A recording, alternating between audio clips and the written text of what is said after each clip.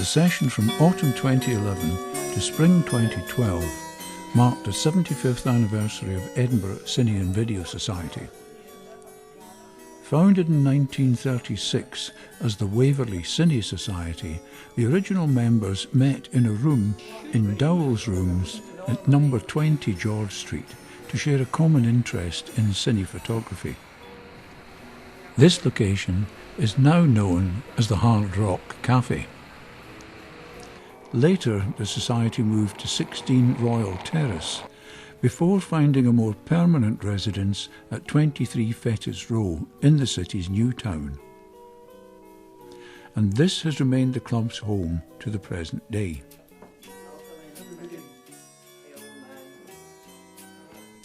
From its early beginnings in 1936 up until the 1970s and 1980s, club members produced a wide variety of films using the cine film technology which was prevalent in that era. Cine cameras were essentially mechanical devices, not unlike very sophisticated clockwork machines, and cine film came in a variety of gauges, from 8mm through 9.5mm and 16mm up to 35mm. Film was loaded into the camera for shooting and then sent to labs for processing. The returned footage was then cut into strips called clips, corresponding to the different scenes which the camera had recorded. During the editing process, these clips were joined together using hand splicing equipment and film cement so that clips were effectively glued together. Clips were joined in the appropriate order according to the storyline to make up the completed film project. Professional filmmakers would then have sent the edited film with its spliced joints for copying and processing to produce a joint-free finished print stored on a reel. But this process was very expensive and beyond the means of the club's members. So the edited film, complete with its spliced and glued joints, was the finished version. This would always be your one and only copy of the film project. Showing the film involved loading the reel containing it onto a cine projector, electrically powered, but still essentially another clever clockwork mechanical device. The club had created a small but well-equipped cinema room where members' cherished projects could be projected onto a suitably large screen. It might seem that committing a cherished film with many spliced and glued joints to be pulled through the gate of a projector at 18 to 24 frames per second ran a serious risk that one or more joints would come apart during the showing. But the chemicals used in splicing produced a joint that was very robust. It was more like welding than gluing the clips together, so they seldom came apart. We have to pay a sincere tribute to club members working with the mechanical technology of the days of cine filmmaking. They produced a large number of cine films of both personal and historical interest, many of which are now lodged with Scottish Screen Archive, so that they can be viewed by future generations. During the 1970s and 1980s, filmmaking began to change with the advent of video technology. Cameras were no longer mechanical, but used electric motors and complex electronics to record film images. Lasted about 2 years. The video images were recorded to magnetic tapes instead of film. Like cine film, these tapes varied in width from 8mm up to 3/4 of an inch, with the broad VHS tape being the most widely used. VHS stood for Video Home System, but was also mocked as Very Horrible System because the quality of the images it produced was grossly inferior to the 16mm cine film images that it was trying to replace.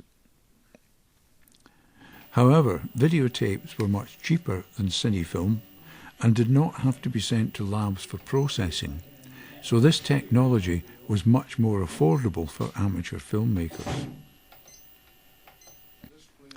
But when it came to editing, video lacked the simplicity and flexibility of cine, where film could be viewed by the naked eye, cut into clips, and easily rearranged into the required order. Editing video involved using 2 tape recorders in what was called tape-to-tape editing. One recorder was loaded with the source tape, the tape which came from the camera containing all the scenes to be edited. The other was loaded with the master tape, onto which these scenes would be copied to make the finished film. The source tape had to be wound to the point where the first scene was located. It could be anywhere. The exact frames for the in point or start and out point or end of the scene had to be identified. Then the scene was copied from source tape to master tape. The second and subsequent scenes would then be added in the same way. Wind the source tape to find the scene, mark the desired start and end points, copy to the master tape, and hope that the synchronization of the 2 recorders actually worked. This process also became known as linear editing, because the build-up of scenes on the master tape was like extending a line of building blocks from a start to a finish. Linear editing was slow and tedious, and it also had a rather serious drawback. Sometimes you might discover a fault in a scene near the start of the timeline. Or maybe you changed your mind and wanted to swap 2 scenes into a different order. If you changed scenes near the start of the timeline, all of those that followed it were effectively deleted.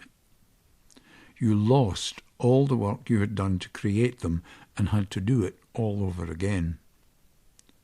Small wonder that those brought up on using cinefilm were not impressed with this aspect of video editing. In fact, these alternative technologies divided the club in 2, with cine and video enthusiasts agreeing to share the club premises, but on different evenings. Cine filmmakers met on a Friday evening, and the upstart video newcomers met on a Thursday evening. Cine and video technologies were very different, but they did have one thing in common. The process of copying, either from film to film or tape to tape, always involved a loss of quality. The clear, sharp image captured by the camera was inevitably degraded every time it was copied. Copies could never show on screen the original quality of the images that had been recorded by the camera. All of this changed in the 1990s with the arrival of digital video.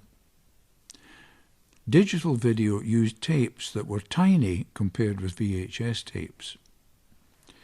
This in turn meant that cameras could also be much smaller. But digital video not only offered higher quality images than the old VHS format it replaced, it also had the unique advantage that digital footage could be copied without losing any of that original quality. Even copies of copies retained the sharpness of the original images captured by the camera. Digital video was also designed for computer technology, and this brought another advantage.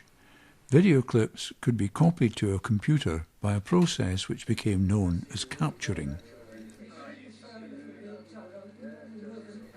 Captured clips could then be placed on a timeline and moved around without affecting or deleting other clips already in place, a process that became known as non-linear editing.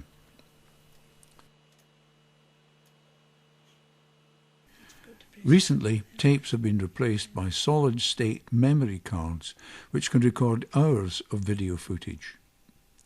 The latest cameras have no moving parts, making them more efficient and reliable than their tape-based predecessors. This has also led to a merging of still cameras with video cameras. This single-lens reflex camera takes high-definition still photographs, and it also takes high-definition video. Even pocket-sized cameras like this can take high-definition video of a quality that could only have been dreamed of 10 years ago.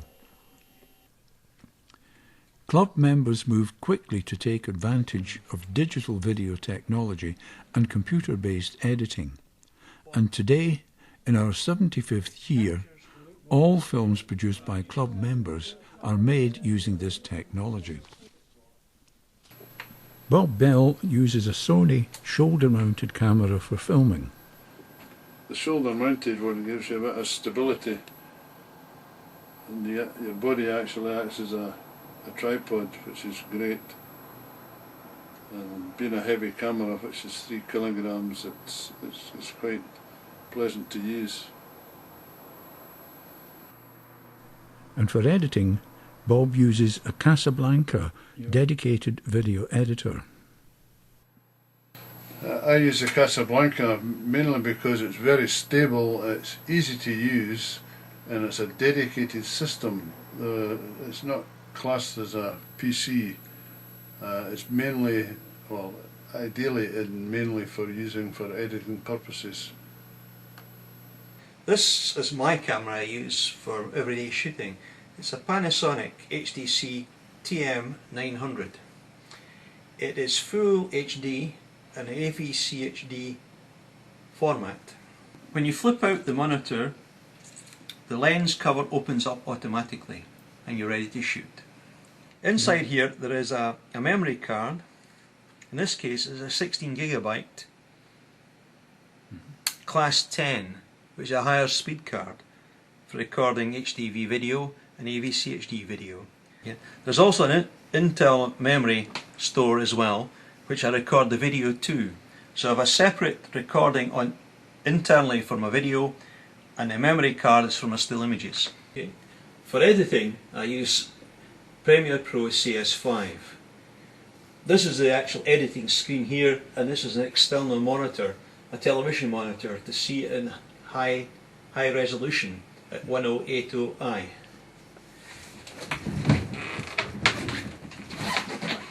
This is the CS5 layout. Here is a timeline down here with all the individual clips on it. This is the source monitor, where you can edit the clips and trim them to what you want to put on for the final output on the timeline. And this is the project monitor, which you can see goes along the timeline and shows you the output onto your project monitor and your external monitor here.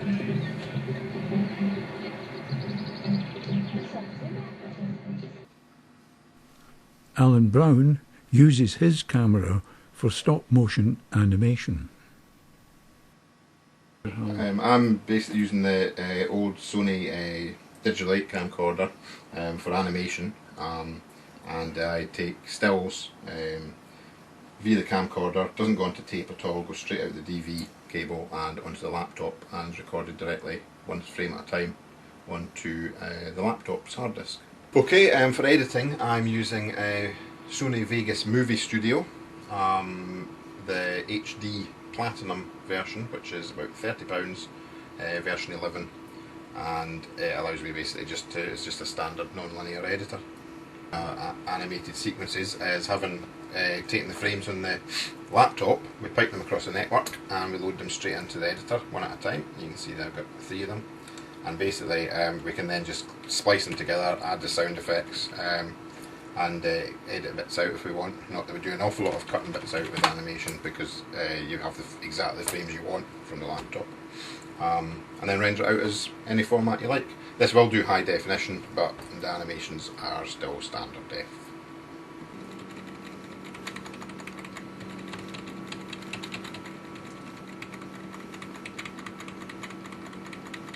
I use a computer for computer-generated graphics for animation. The package I currently use is iClone 5 Pro. This allows me to create animated characters and animate them in the computer. This little chap here is Gorf, and I can animate him by selecting his hand, and I can just simply drag his hand round, and because of the way he's made and his skeleton, if I pull his hand, his whole body will react.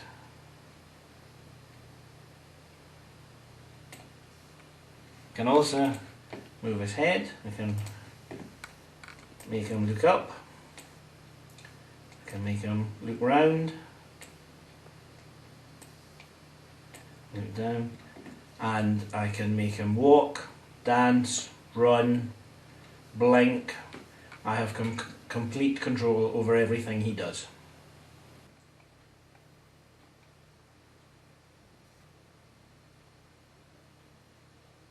This is the DSLR camera. This is a Nikon D7000, which obviously is primarily a still camera, but also shoots video.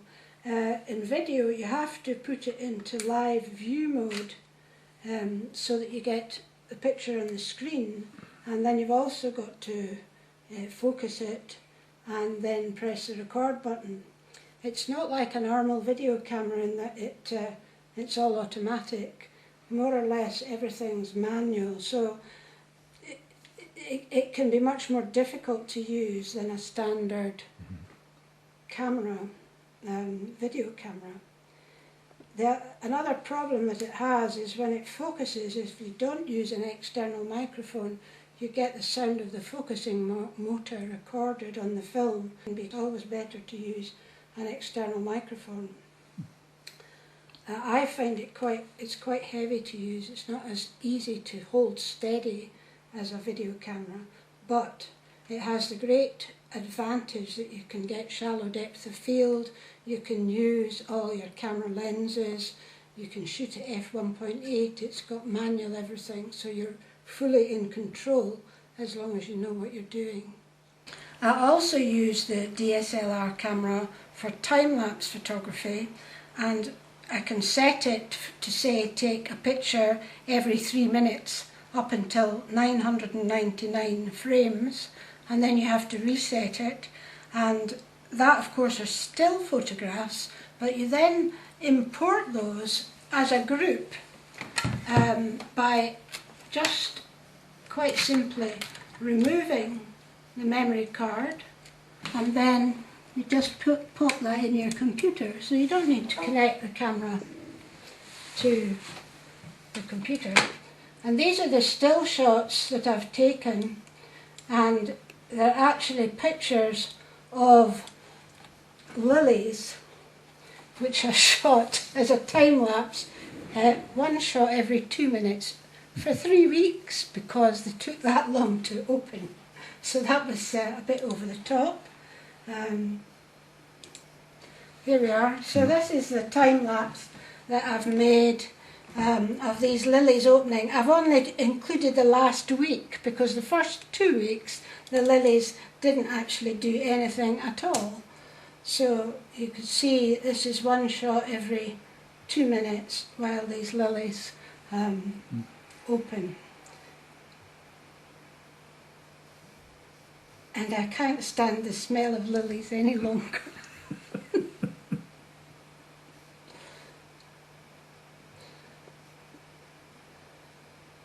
As you see, the light flickers because this has gone on day and night for 3 weeks.